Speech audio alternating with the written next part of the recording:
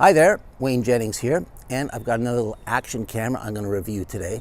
This is the CamPark X30 Action Camera, and this little camera boasts some pretty interesting statistics. For instance, they claim it'll shoot 4K video at up to 60 frames per second, and it'll shoot slow motion HD video at up to 240 frames per second. So that would give you really smooth slow motion effects. It also will shoot still photos at up to 20 megapixels in size, and the cool thing is you can manually adjust the shutter speed in here for a slow shutter, so you can leave the shutter open for up to 30 seconds to get some really cool nighttime exposures. All this comes at a price point of around $130. So the question is, at that low price point, does it really perform as well as they claim? Well, let's put it to the test.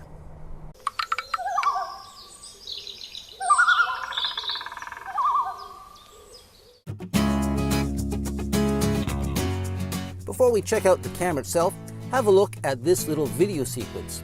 This was recorded at the 1080 resolution at 30 frames per second.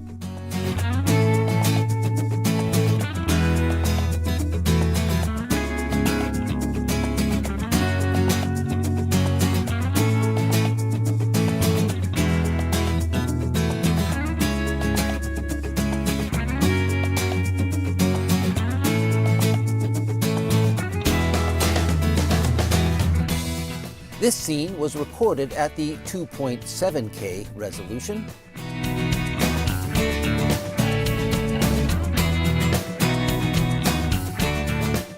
This shot was recorded in 4K at 30 frames per second.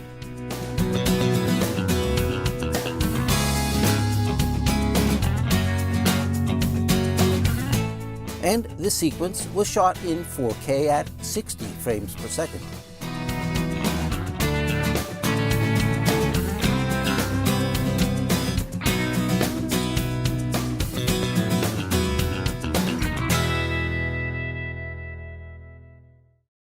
The CamPark X30 Action Camera features a 170-degree wide-angle lens. Behind that lens sits a Sony IMX386 image sensor and an Allwinner V5 image processor, which allows this camera to capture resolutions of 720, 1080, 2.7K, and 4K video, and it will capture still images up to 20 megapixels in size. This little camera weighs in at just 90 grams. That's about 2.3 ounces. And it retails for around $130 US. The camera comes well equipped with all the accessories you see here. Of course, you get the camera itself, which comes with a removable waterproof housing rated to a depth of 30 meters. That's 98 feet. There is a secondary back door for the housing that has open slots. This is not for underwater use, but it allows the camera to vent heat and lets you record better audio when the camera is not submerged. It comes with two lithium-ion batteries rated at 1,350 milliamp hours. They even include a charging dock, and of course, there is a USB cable. You get two quick release plates with self-adhesive tape on the bottom.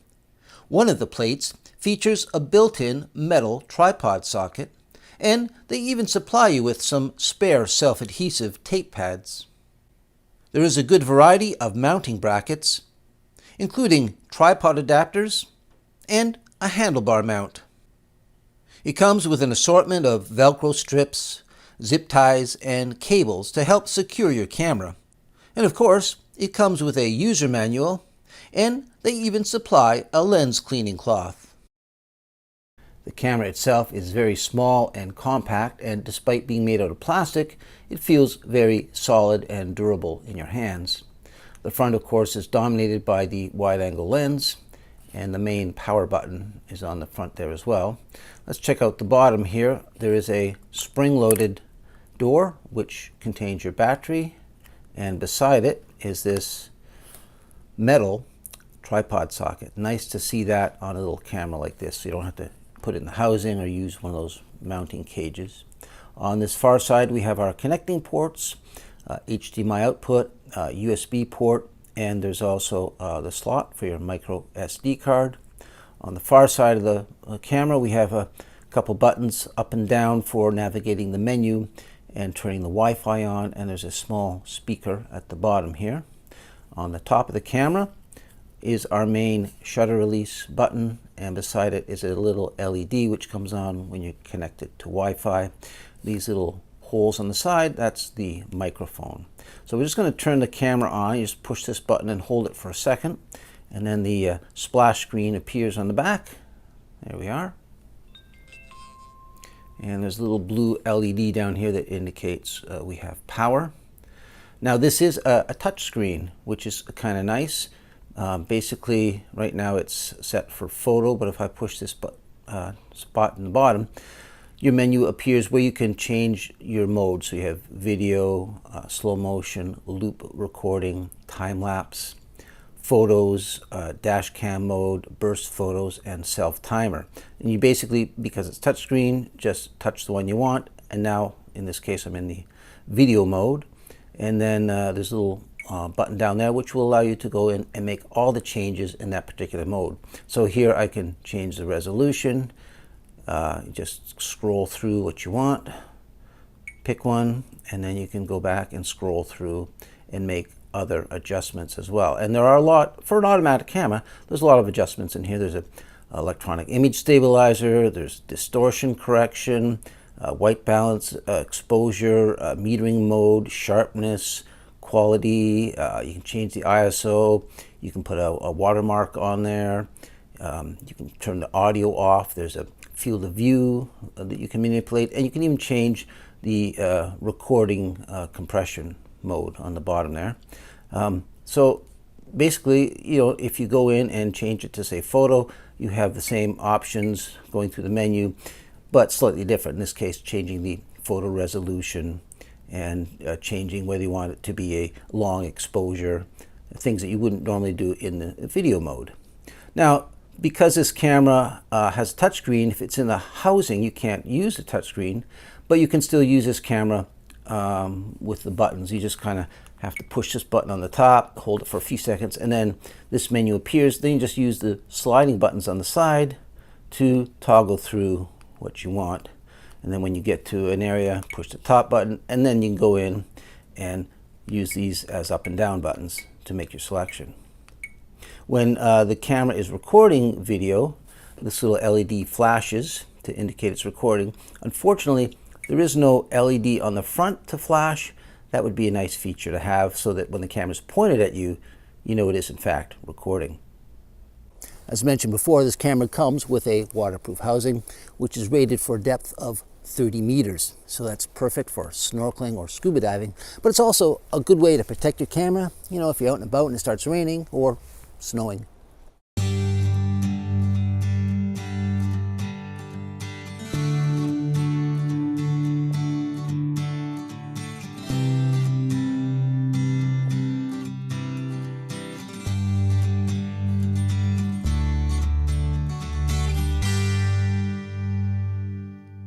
This camera has a built-in image stabilizer, which is turned off right now.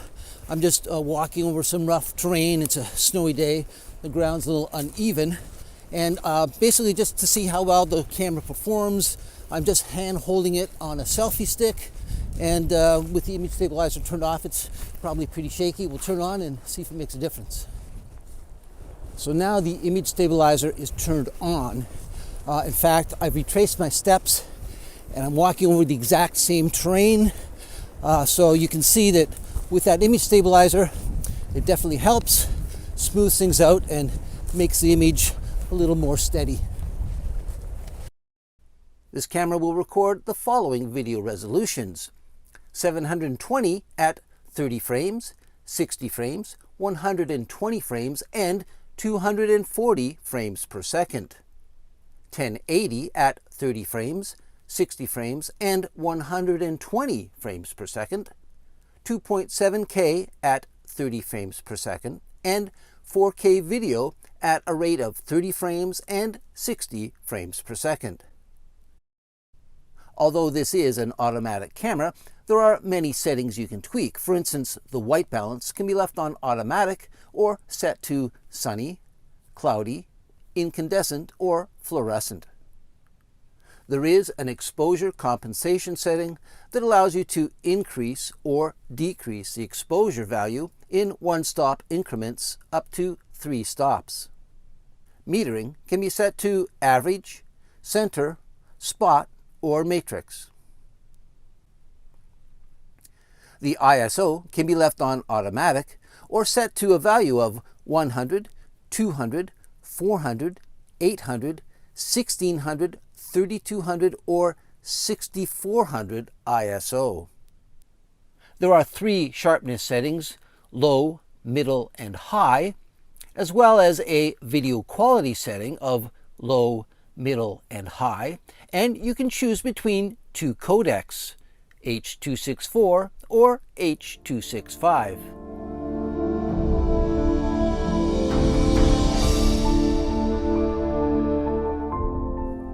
When shooting still photos, you can select an image resolution of 8, 13, 16, or 20 megapixels.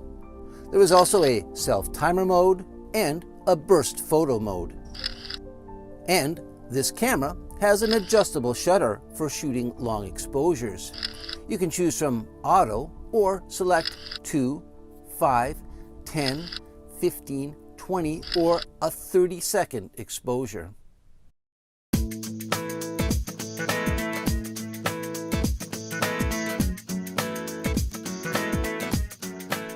This camera shoots nice time-lapse sequences. You can automatically record a frame of video every half second, 1 second, 2, 5, 10, 30, or 60 seconds.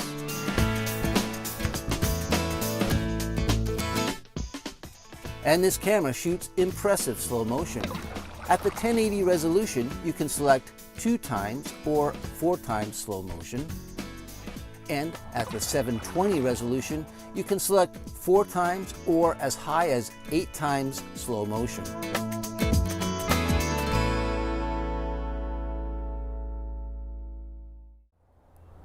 Now I'm going to do a little audio test. Just to let you know, right now my voice is being recorded using this digital audio recorder. I basically use one of these for all my video productions, but I'm going to actually stop it and then you'll hear my voice as the camera picks it up. So I'll just turn this off. So now what you're hearing is my voice being picked up on the camera itself, and it's not very far. It's basically at arm's length. It's less than 1 meter away from me. And yes, it's picking up my voice. You can understand what I'm saying, but I find it tends to record a lot of background hiss and noise. So I'm just going to be quiet for a second so you can hear the background.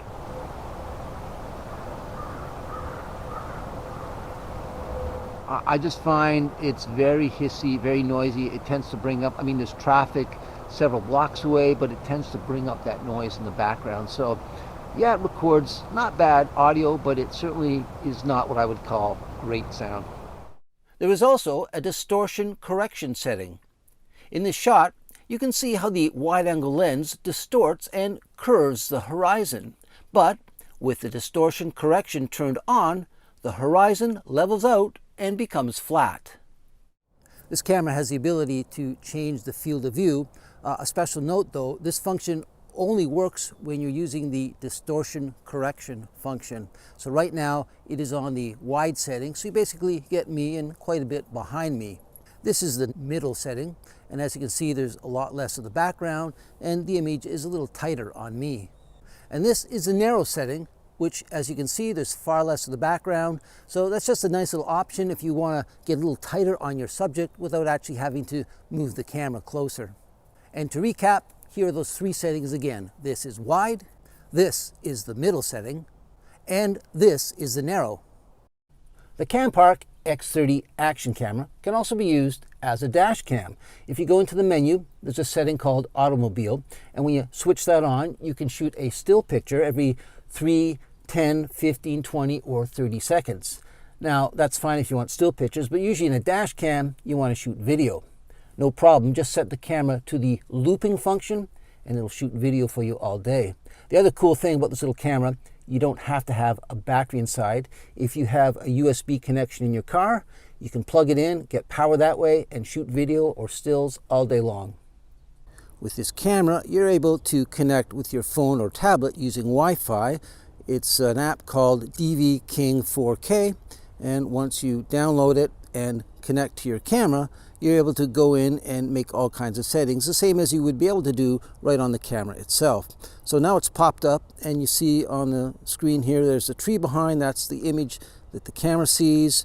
Right now I'm in the photo mode. I can also go to the video mode, and then a little video camera icon appears. So I can shoot regular video, slow motion, do loop video or time-lapse, and then I can go in and change things like the resolution here, anywhere from 720 all the way up to 4K.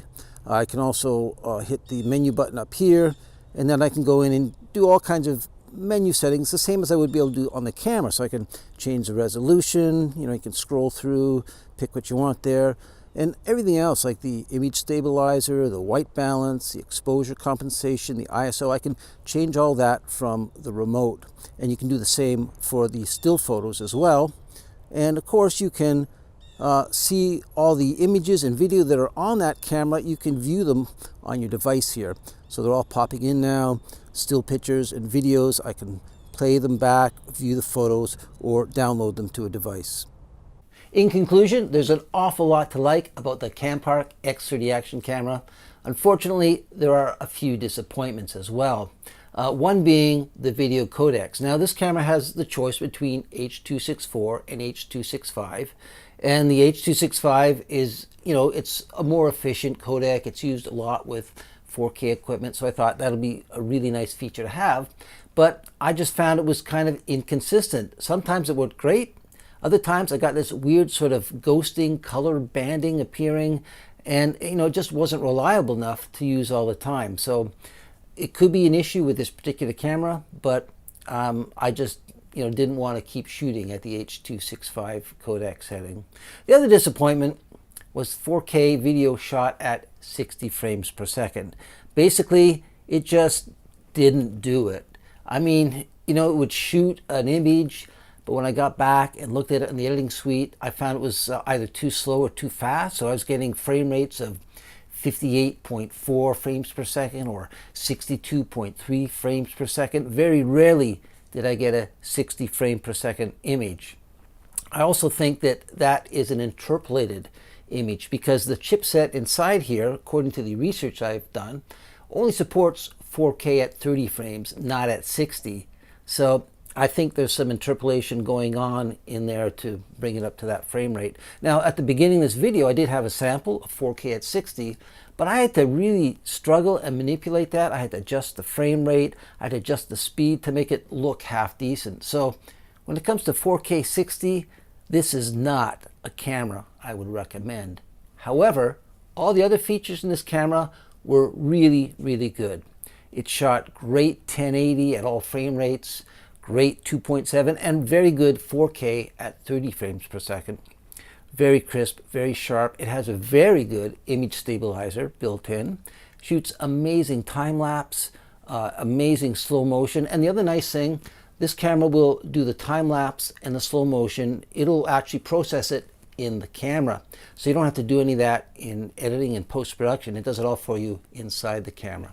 Shoots great still pictures, especially with that slow shutter speed. So it's great if you want to do time-lapse, your night exposures rather, of the cityscape, or fireworks would be very good for that as well. And it's a really easy camera to use. It's got the touch screen, very simple, very easy. It's got a built-in tripod socket. That's very nice to see. A lot of really nice features on this camera. Just don't expect to get any quality 4K 60 because you just won't.